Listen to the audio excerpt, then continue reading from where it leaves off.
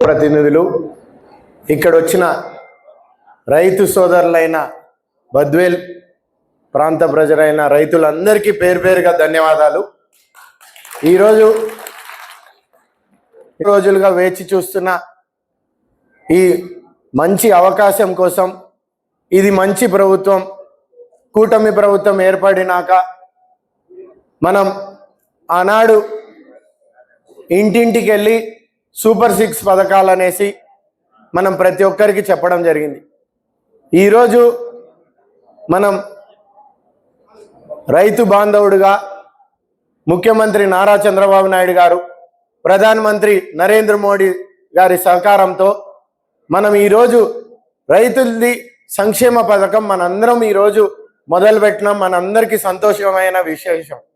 మీరందరూ చూడాల్సిన విషయం ఏంటంటే, ఆనాడు గవర్నమెంట్ వస్తూనే 4,000 రూపాయల పెన్షన్ ఇంటింటికి తీసుకొని వస్తామని మనం ఆనాడు చెప్పింది. ఖచ్చితంగా నెలకు 1వ తారీఖు అమలు పరిచిన ఘనత ముఖ్యమంత్రి చంద్రబాబు నాయుడు గారు. దాంతోపాటే మీరు చూసింటే మనందరం ఈరోజు పంచాయతీ రాజులో ప్రతి ఒక్కరికి సాగు త్రాగునీరుతో పాటు మనం ఆనాడు గోకులాలు రావాలా అనేసి అడిగిన ఘనతతో పవన్ కళ్యాణ్ గారు ఈ గోకులాలు ఖచ్చితంగా పాడి పరిశ్రమలకి మేలు చేయాలనేసి గోకులాలు కూడా ఇవ్వడం జరిగింది. మళ్ళీ తర్వాత దీపం పథకం కింద ప్రతి ఇంటికి గ్యాస్ సిలిండర్ ఫ్రీ ఇస్తామని చెప్పాం. అదేవిధంగా గ్యాస్ సిలిండర్ ఉచితంగా ఇవ్వడం జరిగింది. ఈరోజు మనం 20,000 రూపాయలు 3 విడతల్లో ప్రభుత్వం రాగానే ఇస్తామని ఒకటే సంవత్సరంలో పూర్తి చేసే లోపల ప్రతి రైతన్నకి ఇది ఆదుకోవాలా. ఈరోజు ప్రధానమంత్రి నరేంద్ర మోడీ గారు 2,000 రూపాయలతో, మరియు ఆంధ్రప్రదేశ్ ప్రభుత్వం ముఖ్యమంత్రి చంద్రబాబు నాయుడు గారు 5,000 రూపాయల వేతనంతో 7,000 రూపాయలు ఈరోజు మన తాలూకాలో 34,000 మంది రైతులకి 23 కోట్లు జమ చేస్తున్నామంటే మనందరం ఇది శుభ పరిణామం అందరము గుర్తు చేసుకోవాల్సిన ఉంది. ఆనాడు 5 సంవత్సరాలు మనందరం ఇక్కడ ఉన్నాం. మనందరం కూతంత దూరంలో మన ప్రాజెక్టు ఉంది, తెలుగంగా ఉంది. మన తెలుగంగా జలాలు ఖచ్చితంగా చెరువులంతా నిలపాలనేసి చెప్పేశాం. పోయిన సంవత్సరం చెరువులు ఏదో విధంగా నిలుపుకున్నాం. ఈరోజు 18 సంవత్సరాల తర్వాత శ్రీశైలం పుష్కలంగా ఉంది. అన్ని చెరువులకి నిన్న ముఖ్యమంత్రి గారిని స్వయాన కోరితే బద్వేల్ ప్రాంతంలో అన్ని చెరువులు నింపాల్సిన బాధ్యత మనది అని అదేవిధంగా అందరూ ఇరిగేషన్ అధికారులకు తెలియజేయడం జరిగింది. ఇది చేస్తాం.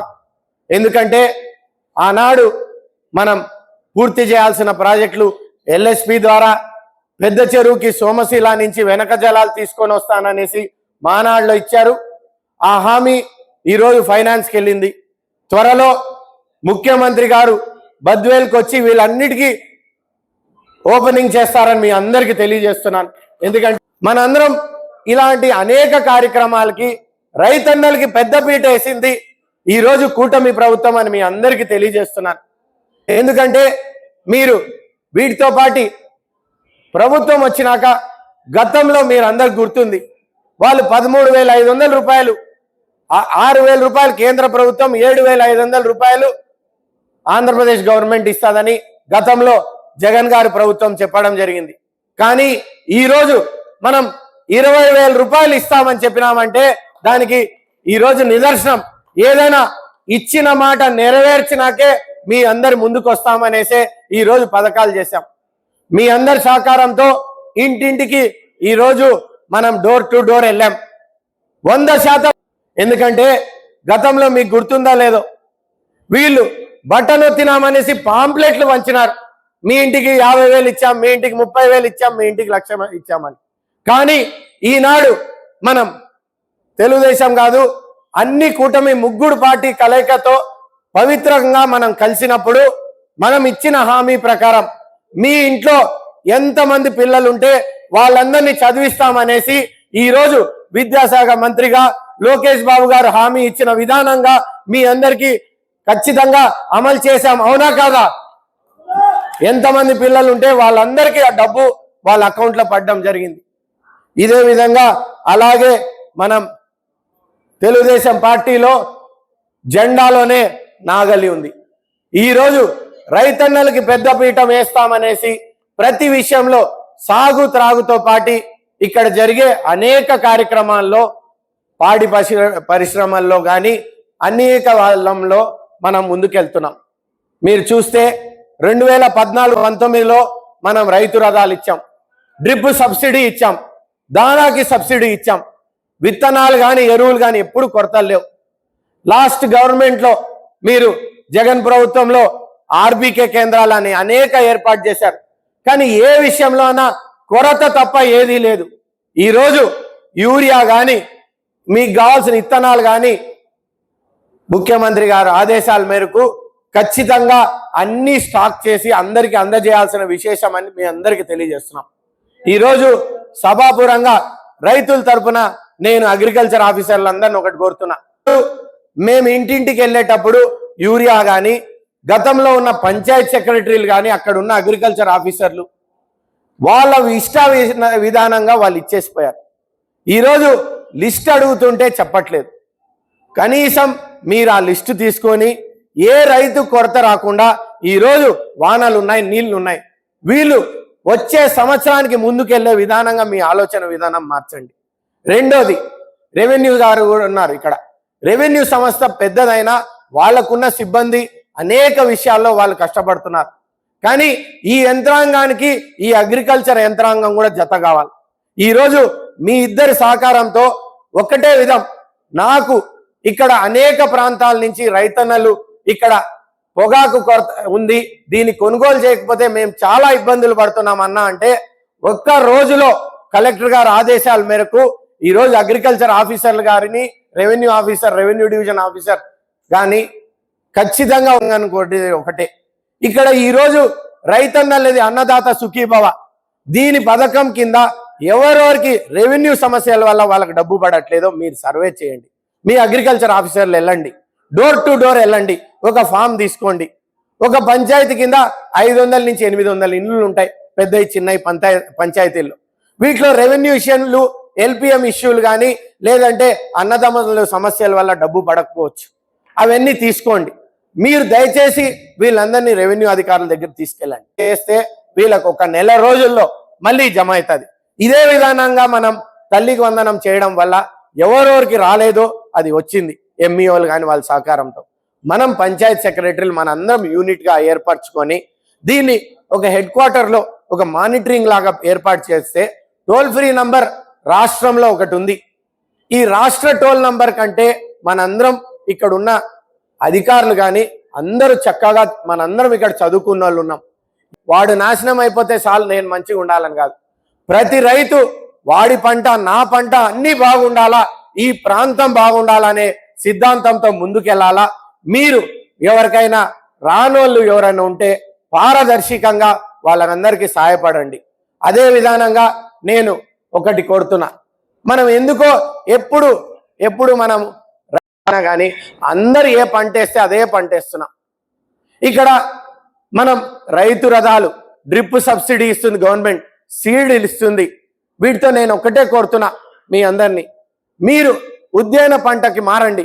ఎందుకంటే పెట్టుబడి తక్కువ కానీ ఒకసారైనా రెండో సంవత్సరమో మూడో సంవత్సరమో ఒకటో సంవత్సరం కానీ చాలా మటుకు డబ్బు వచ్చే ఇది ఉంది. ఈరోజు నిన్న మేము డిఆర్ హామీ నెరవేరుస్తారని మీ అందరికీ తెలియజేస్తున్నా. ఈరోజు దీంతో పాటు మీరు అందరూ కలిసికట్టుగా కష్టపడుతూ ఎక్కడైనా డ్రిప్ ఇరిగేషన్ కానీ ఏమైనా పరికరాలు కానీ మనం పూర్తి చేయాల్సిన అవసరం ఉంది. అభివృద్ధితో పాటు మనం ముందుకెళ్ళాలి. అందుకు రైతులకి ఎక్కడైనా కానీ పేదవాళ్ళకి ఎవరికైనా భూములు లేవంటే భూములు ఇప్పిస్తే వాళ్ళు వాళ్ళ కాళ్ళ మీద నిలబడతారు. దాంతోపాటు పంటకు కానీ లేకపోతే సాగు త్రాగునీరు ఇవ్వాల్సిన బాధ్యత మనందరికీ ఉంది. ఈరోజు సూపర్ 6లో మనం 2 పథకాలు ఈ నెలలో మనం మొదలు పెడుతున్నాం. ఒకటి రైతన్నలది, మరియు ఆగస్టు 15వ తేదీన మనం ఫ్రీ బస్ అనేది అమలు పరుస్తున్నాం. Free bus, state wide free bus అని ఈ మధ్యనే చర్చ జరుగుతుంది. అది ముఖ్యమంత్రి గారు అనౌన్స్ చేసినాక మీకు ఎన్ని సందేహాలు ఉంటే తీరుతాయి. ఎందుకంటే ఈరోజు మీరు చూస్తుంటే గతంలో మనం ఖచ్చితంగా ప్రతి ఇంటింటికి వెళ్ళి బాబు షూరిటీ భవిష్యత్ గ్యారంటీ అనే ఒక బాండ్ ఇచ్చాం మీ అందరికీ. ఈరోజు 4 పథకాలకి మనం ముందుకు వచ్చాం. కానీ చెప్పుకోవాల్సిన అవసరం ఉంది. రానోడు ఎవరన్నా ఉంటే వాళ్ళకి ఇప్పియాల్సిన బాధ్యత కూడా ఉంది మనకి పారదర్శకంగా. కానీ ఈరోజు మనం చూడండి, ఏ ఇంటికి పోయినా ఈరోజు ఆ ఇంటికి మేము పోం, ఈ ఇంటికి మేము పోం అనే విశేషం లేదు. ప్రతి ఇంట్లో మహిళలు కానీ వాళ్ళు వచ్చి ముందుకొచ్చి నేను కూడా వెళ్ళాను. ఇది మంచి ప్రభుత్వం అని ప్రభుత్వం వచ్చిన 100 రోజుల్లో మనం సర్వే చేసి ప్రతి ఒక్క ఇంటి దగ్గర పోయి కనుక్కున్నాం. ఆ తర్వాత కొన్ని సమస్యలు తీర్చాం. మొన్న మనం 12 రోజులు నేను తిరిగాను. ఈ 12 రోజుల్లో ఏ సమస్య అంటే ఏ ఇల్లు మాకు రావద్దని కాకుండా మా దగ్గరకు వచ్చి అన్న మా ఇంట్లో ఇంతమందికి వచ్చింది మాకు రాదులేదు, ఇది విశేషం అన్నప్పుడు మనం అందరికీ తీసుకెళ్ళాం. ఈరోజు రెవెన్యూ వాళ్ళని ఒకటి కోరుతున్నా, చాలా దగ్గర civil supplies department resurvey KYC ప్రకారం సిలిండర్లకి డబ్బు పడలేదు అనేది అనేక మంది సమస్య. ఇది ఎంపీడీఓల ద్వారా ప్లస్ ఎంఆర్ఓలు ఇద్దరు కలిసి, ఎందుకంటే పంచాయత్ సెక్రటరీ వాళ్ళ లాగిన్లో తెలియట్లేదు, దీన్ని దయచేసి కొంచెం ప్రభుత్వం కూడా ఒక పైలట్ ప్రాజెక్ట్ లాగా 3 సిలిండర్లకు ముందే డబ్బేస్తే ఎలా ఉంటుందని ఒక ఆలోచన గుంటూరులో మొదలు పెట్టారు. అది కానీ సక్సెస్ అయితే ప్రతి ఒక్కరికి రావాలి. ఇక్కడ మగవారి పేరు మీద గ్యాస్ సిలిండర్లుగా కష్టపడ్డాం. రైతుల సమస్యలు ఉన్నాయి, ప్రాంతం సమస్య ఉంది. కానీ నిన్నగాక మొన్న అనేక మీటింగులు చూస్తుంటే బాధ అయి మౌనం ప్రకటిస్తున్నాం మనం. ఎందుకంటే వీళ్ళు బయటికి వెళ్ళి తిరిగే పరిస్థితి లేదు. కానీ కేవలం ఒక కళ్యాణ మండపం తీసుకొని ఓ మీటింగ్ పెడతారు, రీకాల్ బాబు అని. అయ్యా బయటికి వెళ్ళండి, ప్రజలు మీకు బుద్ధి చెప్తారు. మిమ్మల్ని అసలు ఈ భూ పోరాటంలో కానీ మీరు చేసిన మీ కుటుంబ సభ్యులు కానీ ఇక్కడ ఉన్న వైఎస్ఆర్ నాయకులు మీరు రైతులకి మోసం చేశారు. బద్వేలు ప్రజలకి మీరు ఖచ్చితంగా క్షమాపణ చెప్పాల్సిన అవసరం ఉంది. ఈరోజు ప్రతి ఇంటికి వెళ్తుంటే ఈ ఎమ్మెల్యే కానీ వీళ్ళకి ఎందుకు ఓటేసామనే చీదరించుకునే పరిస్థితికి వచ్చినారు. ఈరోజు ముఖ్యమంత్రి మీద కానీ చంద్రబాబు నాయుడు గారి మీద కూడా జగన్మోహన్ రెడ్డి గారు మాట్లాడతారు. అయ్యా ఆయనకి ఫ్రస్ట్రేషన్ మొదలైంది. ఇక్కడ ఈ తాలూకాలో కూడా వైఎస్ఆర్ నాయకులకి ఫ్రస్ట్రేషన్ మొదలైంది. ఏం మాట్లాడుతున్నారో ఏం చేస్తున్నారో వాళ్ళకి ఆలోచన లేదు. ఎందుకంటే ఒక ఇన్నిసార్లు ముఖ్యమంత్రి అయినారు, ముఖ్యమంత్రి అయిన చంద్రబాబు నాయుడు గారిని ఏది పడితే అది మాట్లాడుతున్నారు. మహిళల మీద గౌరవం లేదు. వీళ్ళందరూ మీరందరూ ఇక్కడ ఉన్నవాళ్ళు మహిళలు కానీ ఆడబిడ్డలు కానీ లేదంటే యువకులు కానీ భవిష్యత్తు కోసం పోరాటం చేస్తున్నాం అందరం. ఇక్కడ ఉన్న వాళ్ళు ప్రజాప్రతినిధులు కానీ నాయకులు కానీ ఇక్కడ ఉన్న కూటమి ప్రతినిధులు కానీ ఈరోజు ఏ ఒక్కటి వాళ్ళు వాళ్ళ స్వార్థం లేకుండా నిస్వార్థంగా ఇక్కడ పనిచేసే ప్రతి కార్యకర్త ప్రతి ఇక్కడ ఉన్న వాళ్ళు కూటమిగా ఉన్న ఏకమై పోరాడుతున్నాం. ఈ పోరు మీరు ఏ పథకాలు ఇచ్చినారు? ఇంట్లో ఎంతమంది ఉంటే ఒక్కరినే చదివిమన్నారు. ఇది ఆ పరిస్థితి. పెన్షన్లో కూడా గత 3-4 సంవత్సరాల్లో మీరు ఊరు వెళ్తుంటే చనిపోయిన మహిళలకి పెన్షన్లు ఇవ్వలేదు వీళ్ళు. ఈరోజు మన ప్రభుత్వం వచ్చినాక మొదలు పెట్టాం. గతంలో వీళ్ళు చనిపోయిన ఒంటరి మహిళలకి ఎవరికి పెన్షన్ ఇవ్వలేదు. ఇంత దౌర్భాగ్య పరిస్థితి. భూములన్నీ కాజేశారు. ఈ భూములన్నీ అసైన్మెంట్ కమిటీలో పేదవాళ్ళకి ఇవ్వాలని తెలీదు. ఇళ్ల పట్టాలు సరిగ్గా ఇవ్వలేదు. ఇల్లు మొదలు పెట్టారు, ఈ రోజు వరకు కంప్లీట్ చేయలేదు. మనం సెప్టెంబర్లో ఖచ్చితంగా వీళ్ళకి భూమిలు ఇచ్చి ఇల్లు కూడా కట్టిస్తామని మీ అందరికీ తెలియజేస్తున్నా. ఈరోజు ఇంత ఓపికగా రైతులు ఈ కార్యక్రమానికి అందరూ వచ్చిన వాళ్ళందరికీ పేరు పేరుగా ధన్యవాదాలు. ఖచ్చితంగా ఈరోజు మనం ప్రధానమంత్రి మోదీ గారికి మరియు నరేంద్ర మోడీ మరియు చంద్రబాబు నాయుడు గారికి ఖచ్చితంగా మన అందరం ఇక్కడ ఉన్న వాళ్ళందరూ రైతులందరూ కృతజ్ఞతలు తెలుపుకోవాలని మీ అందరికీ కోరుతున్నా. ధన్యవాదాలు.